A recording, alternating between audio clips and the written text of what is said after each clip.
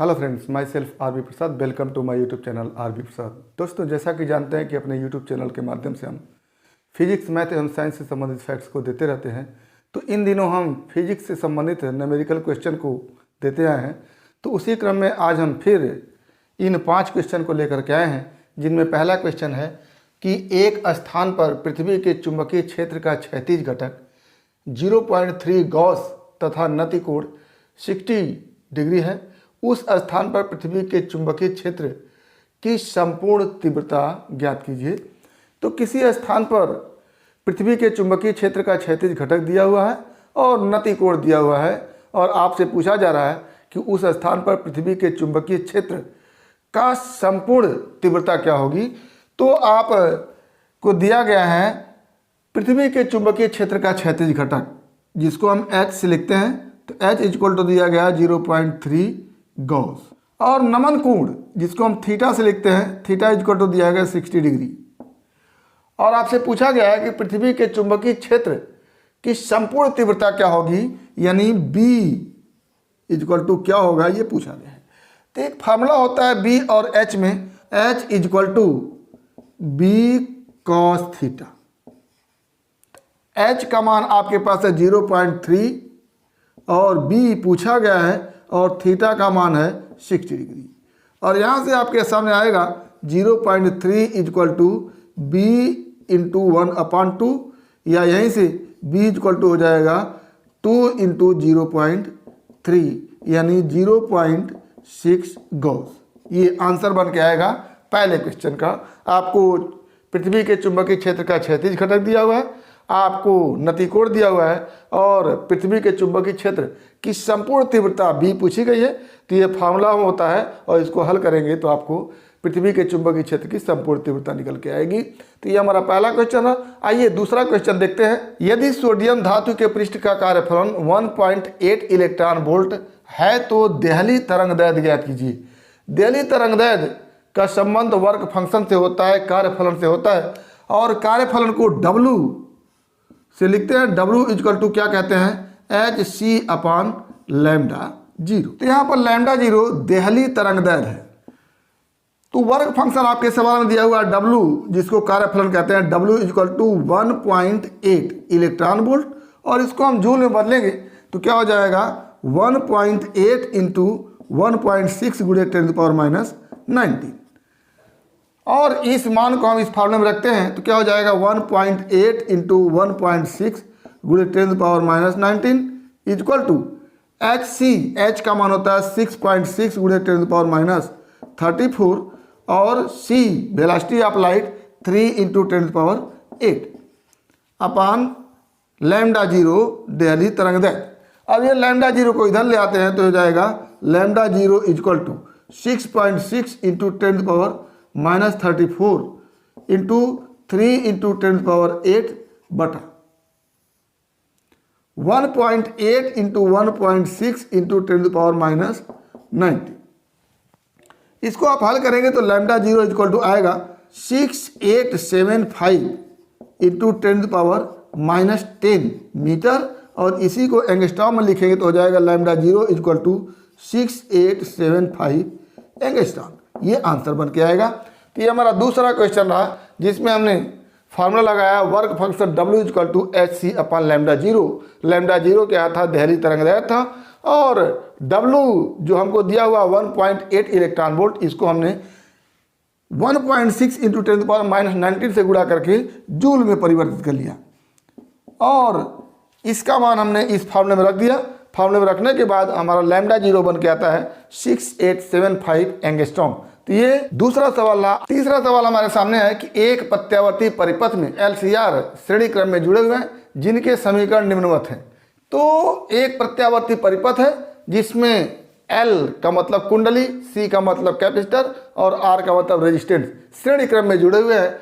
और इस परिपथ में आरोपित प्रत्यावर्ती विभव का समीकरण है V equal to 200 sin 340t plus π/6।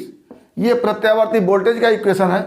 और प्रत्यावर्ती धारा के लिए लिखे हैं I equal to 5 sin 314 t minus pi by 6। और आपसे पूछा गया है कि प्रत्यावर्ती धारा स्रोत की आवृत्ति क्या है। तो स्रोत की आवृत्ति के लिए किसी एक समीकरण का जनरल इक्वेशन हम लिखेंगे। वो क्या हो जाता है, जैसे पोटेंशियल के लिए अगर इक्वेशन लिखे तो हम लिखते हैं v equal to V0 sine omega t plus five. यहाँ पर हम इस इक्वेशन का कंपैरिजन इससे करें तो ओमेगा की जगह क्या आ जाता है 314, तो क्या हो जाएगा ओमेगा इक्वल टू 314। तो ओमेगा को हम लिखते हैं 2 पाई n इक्वल टू हो गया 314 और n इक्वल टू यहाँ से हो जाएगा 314 अपान 2 पाई, और पाई का मान हम जानते हैं 3.14 होता है, तो ये हो जाएगा 314 बटा 2 इंटू 3.14, और इससे इसको काटेंगे तो हो जाएगा 100 और 2 से काटेंगे तो हो जाएगा 50 हर्ट्ज आवृत्ति हो गई। आगे पूछा गया है वोल्टेज व धारा के बीच कलांतर। यहाँ पर हम विभव की कला देखें तो यह है 340 t प्लस पाई बाई 6। तो क्या हो गया विभव की कला बराबर 314 t प्लस पाई बाई 6। और धारा की कला को देखें तो ये धारा की कला है, क्या हो जाएगा धारा की कला बराबर 340 t माइनस पाई बाई 6। और विभव और धारा की कला में अंतर या कह लें वोल्टेज व धारा के मध्य कलांतर, क्या हो जाएगा वोल्टेज एवं धारा के मध्य कलांतर। कलांतर का मतलब कला में अंतर बराबर धारा की कला ये है और वोल्टेज की कला ये है, तो दोनों की कला में अंतर निकालना चाहें तो इस कला में से इस कला को माइनस कर देंगे तो क्या हो जाएगा delta phi equal to 340 t plus pi by 6 minus 340 t minus pi by 6, और दोनों को घटाएंगे तो डेल्टा फाई इक्वल टू आ जाएगा पाई बाई 6 और plus pi by 6 equal to pi by 3। ये हमारा आंसर हो गया दूसरा। और आगे क्वेश्चन हमारा आगे परिपथ में प्रतिबाधा क्या होगी, यानी जेड का मान पूछा गया है। क्या पूछा गया जेड का मान पूछा गया है। तो जेड इक्वल टू आप जानते हैं V0 अपान I0 होता है, और यहाँ से क्या हो जाएगा V0 का मान यहाँ से देखें इस इक्वेशन का इस इक्वेशन से कंपैरिजन करें तो V0 का मान है 200 वोल्ट, I0 का मान है 5 एम्पियर। तो क्या हो जाता है यहाँ से V0 200 वोल्ट बटा I0 5 एम्पियर, और ये बन के आएगा 40, और जेड की यूनिट होती है ओम, तो ये जाएगा 40 ओम। तो ये हमारा तीसरा सवाल रहा जिसमें प्रत्यावर्ती धारा के स्रोत की आवृत्ति को हमने 50 हर्ट्ज निकाला और वोल्टेज व धारा के बीच कलांतर को पाई बाई 3 देखा, और अंत में परिपथ में प्रतिबाधा Z equal to V0 by I0 करके हमने देखा 40 ओम आ रहा है। तो ये हमारा तीसरा सवाल रहा। आइए चौथा सवाल देखते हैं। चौथा सवाल है कि किसी समय अविघटित पदार्थ 25% रहता है, 10 सेकेंड बाद अविघटित पदार्थ घटकर 12.5% हो जाता है, ज्ञात कीजिए पदार्थ की अर्धायु। और दूसरा वह समय जब वह पदार्थ 6.25% रह जाता है। तो प्रारंभ में मान लेते हैं प्रारंभ में पदार्थ n0 है, और इस समय वर्तमान में पदार्थ क्या हो जाता है 25% of n0 imply that 25 upon 100 n0, या इसी को कहेंगे n0 अपान 4। तो वर्तमान में n0 अपान 4 है, और 10 सेकेंड पश्चात 12.5% हो जाता है। तो क्या लिखेंगे 10 सेकेंड पश्चात क्या हो जाता है 12.5% ऑफ n0।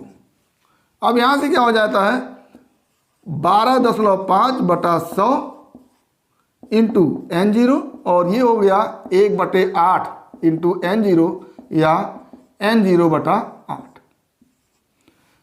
तो एक फार्मूला हम जानते हैं n इक्वल टू n0 1/2 पे पावर t अपान टाउ। तो यहाँ पर n जो होता है वो अंत में बचा हुआ मान होता है, n0 क्या होता है वर्तमान में होता है।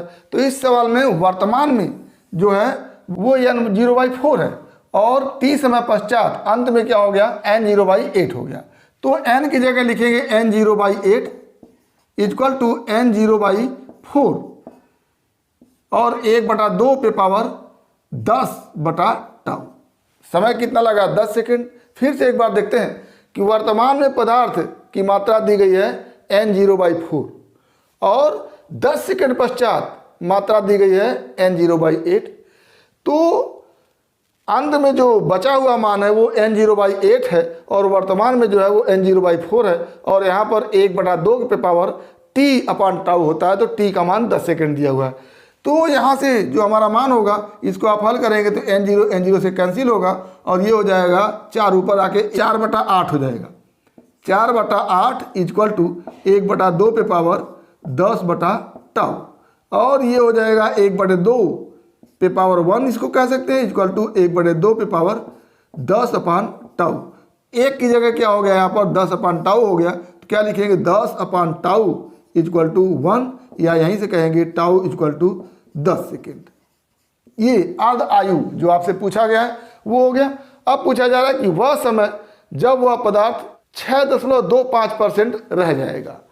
तो शुरू में n0 है और कितने समय बाद वह 6.25% रह जाएगा, यानी n का मान हो गया 6.25% ऑफ n0 और ये हो जाएगा n0 गुणे 6.25/100 और ये हो जाएगा n0/60 और प्रारंभ में n0 है तो फिर मान रखिए आप n इक्वल टू हो जाएगा n0/16 इक्वल टू n0 प्रारंभ में मान है और 1/2 पे पावर t इंटू अर्ध आयु। अब अर्ध आयु का मान आपके सामने निकल चुका है तो क्या हो जाएगा n0/16 इक्वल टू n0 और 1/2 पे पावर t/10 और यहाँ से n0 कैंसिल होगा और ये बचेगा 1/16 इक्वल टू 1/2 पे पावर t पे पावर 10। यहाँ से हो जाएगा 1/2 पे पावर 4 इक्वल टू 1/2 पे पावर t/10। यहाँ से क्या हो जाता है कंपेरिजन करने पर 4 इक्वल टू t/10 या हो जाएगा t इक्वल टू 10 गुणे 4 या 40 सेकेंड। ये आंसर बन के आएगा। तो ये हमारा इस चौथे क्वेश्चन में दोनों आंसर मिल गया। अर्ध आयु हो गई 10 सेकेंड और 40 सेकेंड पश्चात अपने प्रारंभिक मान का 6.25% रह जाएगा। आगे हमारा सवाल है 10 ओम का प्रतिरोध तथा 10 हेनरी का कुंडली को 50 वोल्ट की बैटरी से जोड़ा जाता है, कुंडली में संचित ऊर्जा क्या होगी? तो इस सवाल में R इक्वल टू 10 ओम है, R इक्वल टू 10 ओम और L इक्वल टू 10 हेनरी। तो अगर हम XL निकालना चाहें तो होता है 2πNL ये होता है और चूंकि यहाँ पर बैटरी लगी हुई है तो बैटरी के लिए n का मान 0 होते हैं, यानी यहाँ पर क्या है आवृत्ति है तो बैटरी के लिए n का मान 0 होगा तो क्या होगा XL इक्वल टू 0।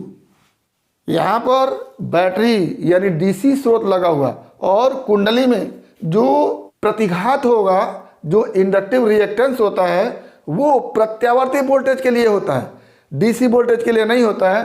तो DC वोल्टेज के लिए XL का मान क्या हो जाएगा 0 हो जाएगा। तो संपूर्ण प्रतिबाधा क्या हो जाएगी Z इक्वल टू R के बराबर होगा।